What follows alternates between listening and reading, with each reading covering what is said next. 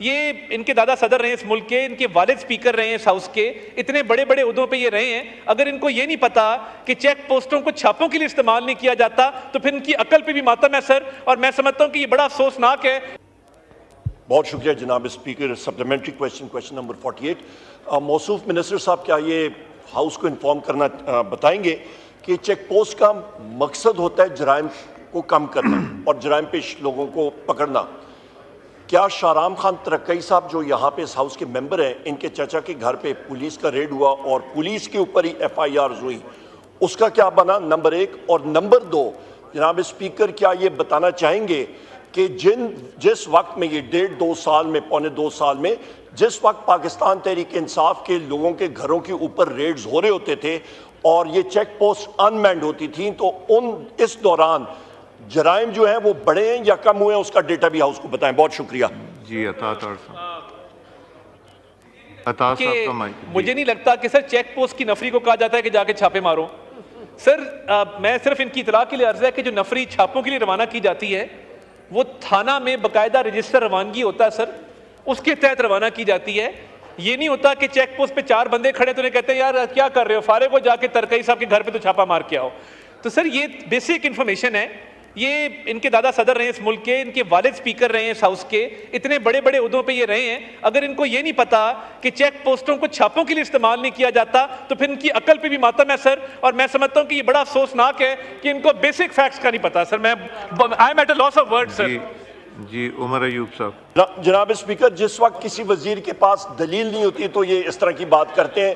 بدقسمتی کے ساتھ بات یہ ہے کہ انہوں نے اس کویسچن کا آنسر نہیں دیا کہ جب یہ کہتے ہیں کہ چیک پوسٹ سے جی نیکسٹ کویسچن عالیہ کامران صاحبہ. جی محترم کویسچن نمبر 49.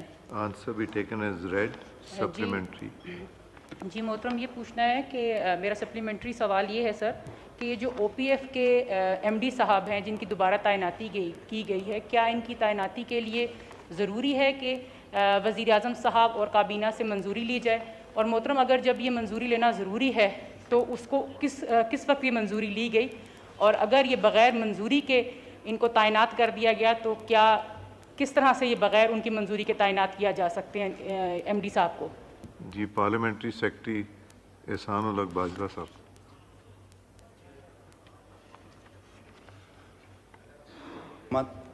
MD کو ڈائریکٹ تعینات کر دے تو اس لیے 3 ممبران کا جو پینل بھجوائے جانے کی ضرورت ہوتی ہے اس کی ضرورت نہیں ہوتی ہے.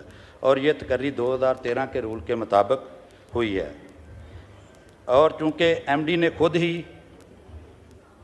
کو خود ہی نامزد کر دیا تھا اس لیے حکومت سے منظوری لینے کی ضرورت نہیں تھی.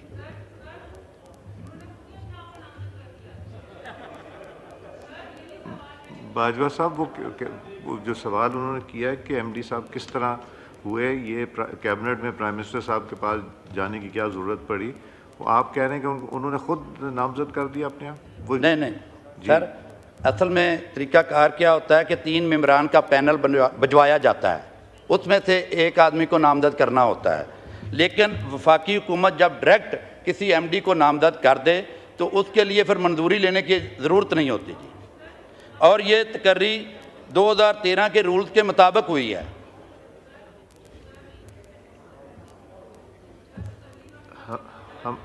حمید حسین صاحب.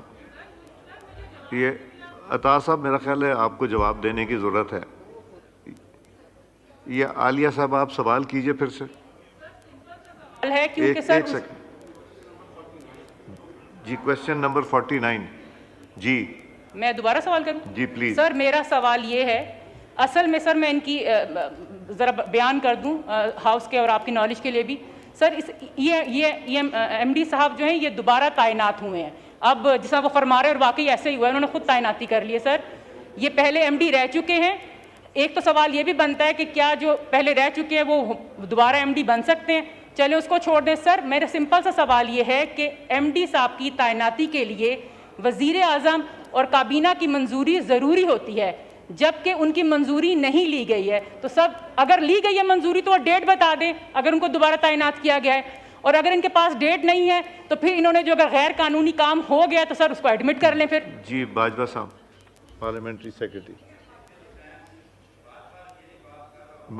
जी, मैं बात समझने की मोहतरमा कोशिश करें कि एमडी जो तीन नाम बजवाए जाते हैं, उन पैनल में से किसी एक को एमडी बनाया जाना होता है, लेकिन ये एमडी हुकूमत ने जब डायरेक्ट तैनात कर दिया तो उसके लिए तीन नाम बजवाने की ज़रूरत नहीं है और उसकी मंजूरी लेने की भी ज़रूरत नहीं है।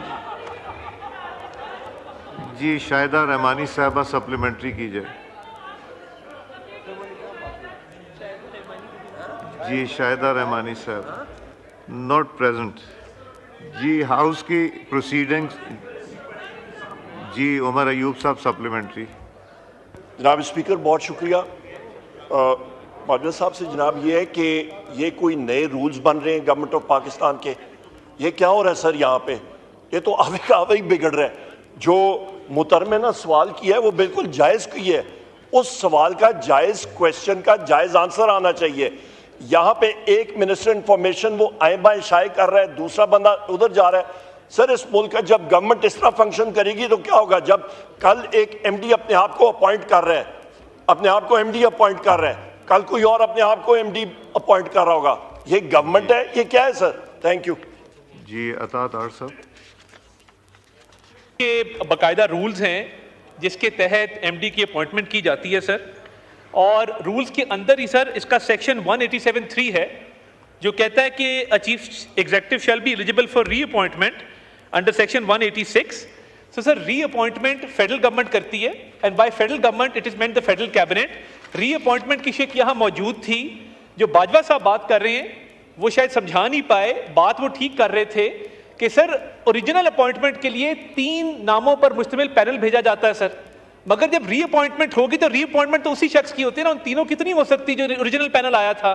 तो सर ये रीअपॉइंटमेंट का केस था, ये फेडरल गवर्नमेंट को भेजा गया, इसकी मंजूरी दी गई रूल 187(3) के तहत सर, और वो रीअपॉइंटमेंट जो है वो अमल में आ गई as per the laid down procedures. तो इसमें कोई अभाम नहीं है सर, 3 नामों का पैनल ओरिजिनली आया था और अब क्योंकि ये रीअपॉइंट हुए हैं तो सिर्फ इनका नाम गया था, और रीअपॉइंटमेंट रूल्स और अब लेजिस्लेशन के मुताबिक हुआ सर, इसमें कोई लीगैलिटी नहीं मौजूद। जी, अतात आर साहब।